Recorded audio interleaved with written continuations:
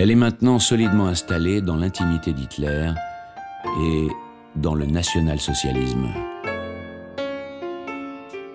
Elle porte donc le costume traditionnel bavarois, l'élégance du terroir, éloignée de la sophistication de Leni Riefenstahl, qui dit alors d'Hitler « C'est normal qu'il soit avec elle, il préfère les femmes douces aux yeux de veau », comme Eva Braun. Mais c'est bien Eva Braun qu'Hitler a choisi. Elle va devenir le témoin privilégié des événements à venir. Le 13 mars 1938, Hitler réussit ce qu'il appelle l'Anschluss, l'annexion de l'Autriche, son pays natal. Les démocraties occidentales ne bronchent pas, ce qui va l'encourager au pire. Il se sent invincible. Il fait venir Eva Braun et il passe une nuit exceptionnelle à l'hôtel impérial de Vienne. Elle envoie une carte postale à sa famille, elle écrit « Je suis folle, folle de joie, folle d'orgueil ». Elle est la compagne d'un conquérant.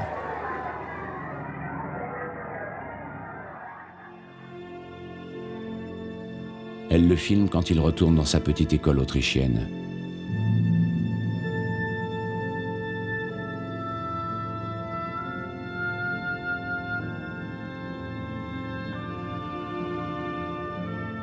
Il savoure ce moment unique et mesure le chemin parcouru.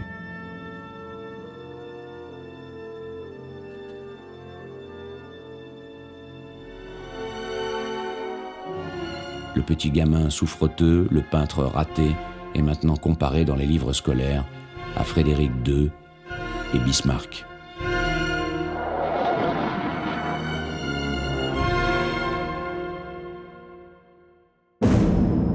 Dès l'été 1938, il repart dans ses projets de conquête.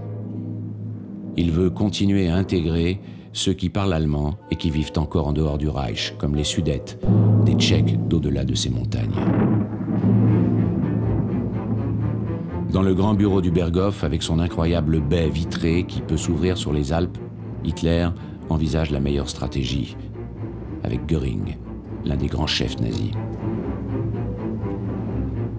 La situation est moins simple que celle de l'Autriche. La Tchécoslovaquie est protégée par la France et la Grande-Bretagne. Réclamer une partie de son territoire comporte un risque de guerre. Mais les Français et les Anglais signent le 30 septembre 1938 les accords de Munich qui démembrent la Tchécoslovaquie.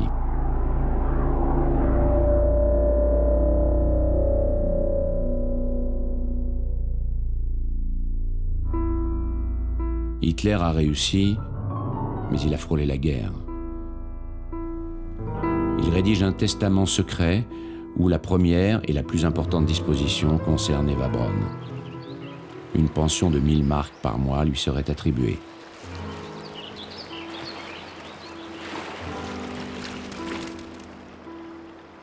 Hitler prouve ainsi la place qu'elle a prise dans sa vie.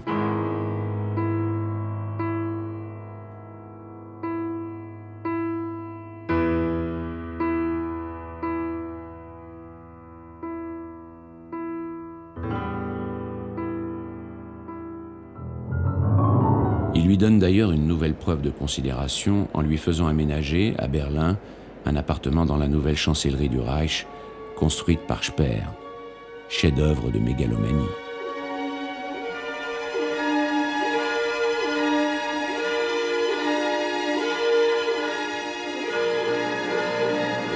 Hitler se fait construire aussi un donjon sur le mont Kelstein, à 1800 mètres au-dessus du Berghof. C'est le nid d'aigle. Une folie au coût démesuré. Il a fallu percer dans la montagne un tunnel aux parois entièrement décorées de faïence dans lequel un ascenseur de métal doré monte 124 mètres.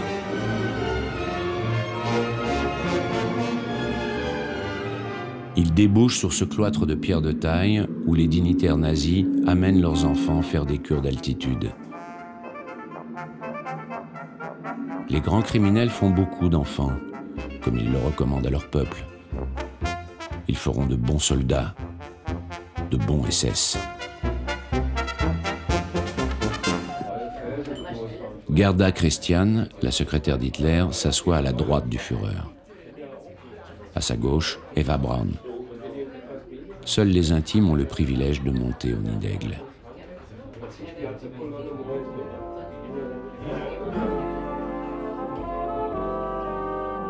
Eva Braun invite sa famille. Si son père accepte enfin que sa fille puisse avoir une liaison hors mariage, sa mère, en bonne catholique, n'admet toujours pas, mais savoure la situation. Eva Braun les a prévenus. Soyez patients, le Führer a des responsabilités envers la nation. Le devoir sacré de tout Allemand patriote est d'accepter certains sacrifices.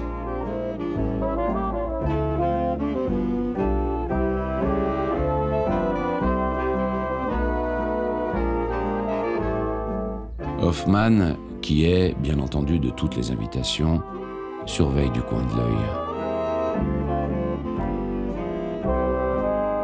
Speer est toujours aussi décontracté. Sa femme veille, avec Eva Braun, à ce que le salon du Führer soit toujours fleuri.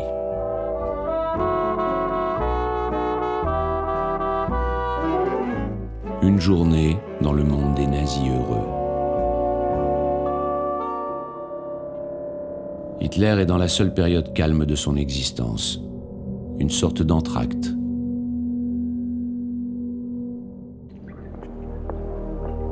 Il peut encore profiter de son pouvoir.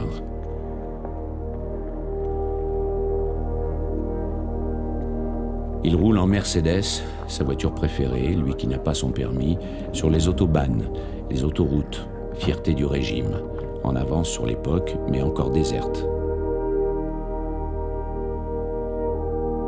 Hitler veut que chaque Allemand ait sa voiture. Pas une Mercedes, mais une Volkswagen, la voiture du peuple, la coccinelle, dessinée sur un coin de table par le Führer lui-même.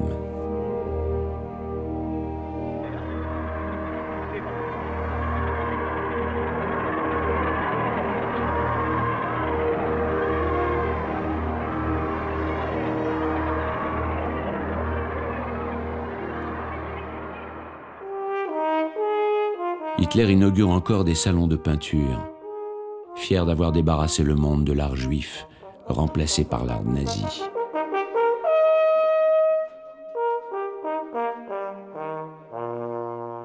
Eva Braun n'est jamais de ces mondanités. Magda Goebbels, la femme du ministre de la Propagande, est la première dame du régime. Elle a épousé Goebbels pour être proche d'Hitler, dont elle est folle amoureuse. Elle est le modèle nazi de l'épouse allemande. Elle est blonde, elle fait beaucoup d'enfants, qu'elle assassinera tous au dernier jour du Reich.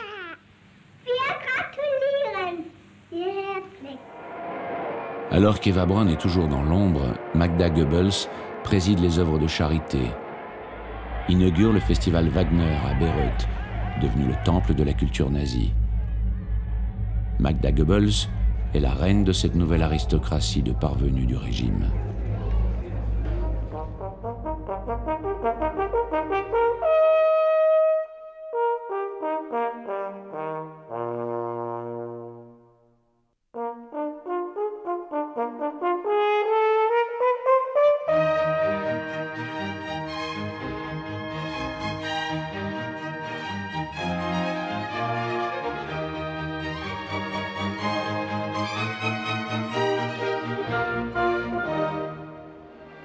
Hermann Göring est l'un de ses parvenus.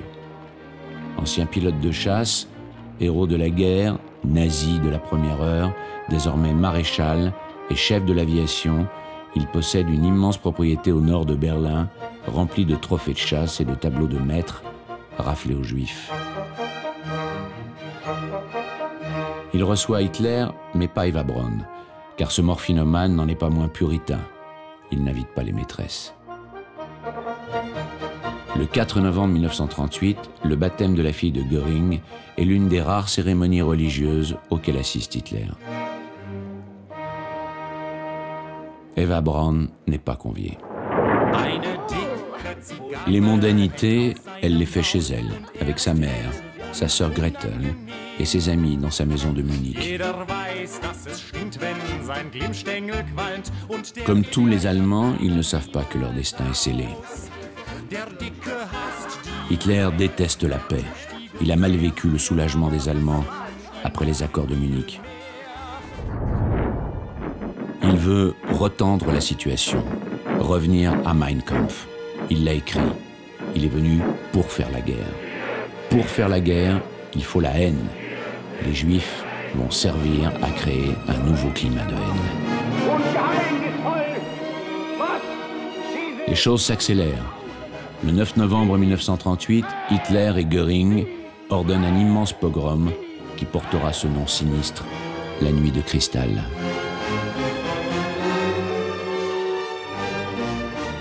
Pour faire croire à un mouvement spontané, des SS en civil incendient 2000 synagogues et magasins juifs dont les vitrines se brisent dans un bruit de cristal, ricanent les nazis. 2500 victimes, 35 000 juifs déportés à Dachau et Buchenwald. C'est le premier acte terrible de l'Holocauste. Depuis 1933, les nazis ont inventé toutes sortes de vexations et établi un véritable apartheid. Mais l'émigration n'est pas facile, devant l'égoïsme et la dureté des nations occidentales qui limitent les visas pour les Juifs.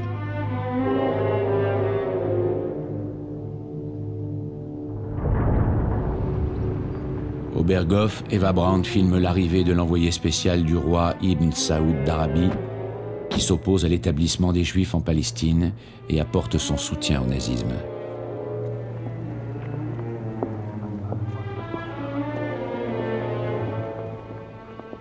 Le mécanisme infernal est enclenché. Wenn es dem internationalen Finanzjudentum in und außerhalb Europas gelingen sollte, die Völker noch einmal in einen Weltkrieg zu stürzen, dann wird das Ergebnis nicht die Bolschewisierung der Erde und damit der Sieg des Judentums sein, sondern die Vernichtung der jüdischen Rasse in Europa.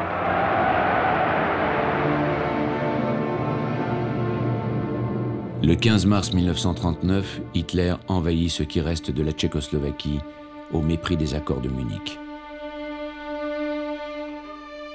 Il est clair maintenant que les hommes qui sont près de lui sont investis d'une mission de meurtre. Himmler et Heydrich, qu'Eva Braun filme sur la terrasse du Berghof. Elle dit à sa sœur « Himmler me donne des frissons dans le dos ». Himmler est le chef des SS et Heydrich, le chef de la Gestapo. Des spécialistes ont pu détecter leur dialogue. « Rien ne doit nous distraire de notre projet », dit Himmler, en souriant à l'idée de tuer les Juifs.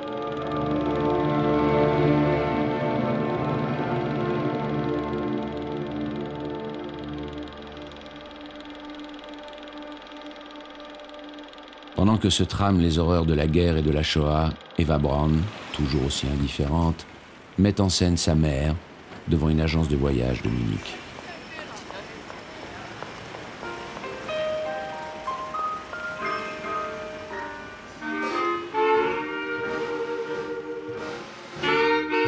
La famille Braun embarque pour une croisière dans le Grand Nord.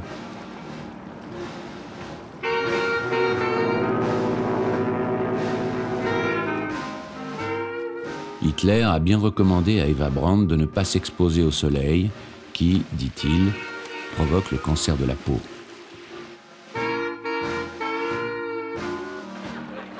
Marqué par l'alcoolisme de son père, Hitler interdit la consommation d'alcool en sa présence.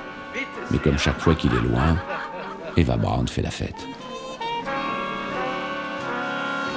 Elle tourne avec soin son premier grand film documentaire, rêvant d'égaler Leni Riefenstahl.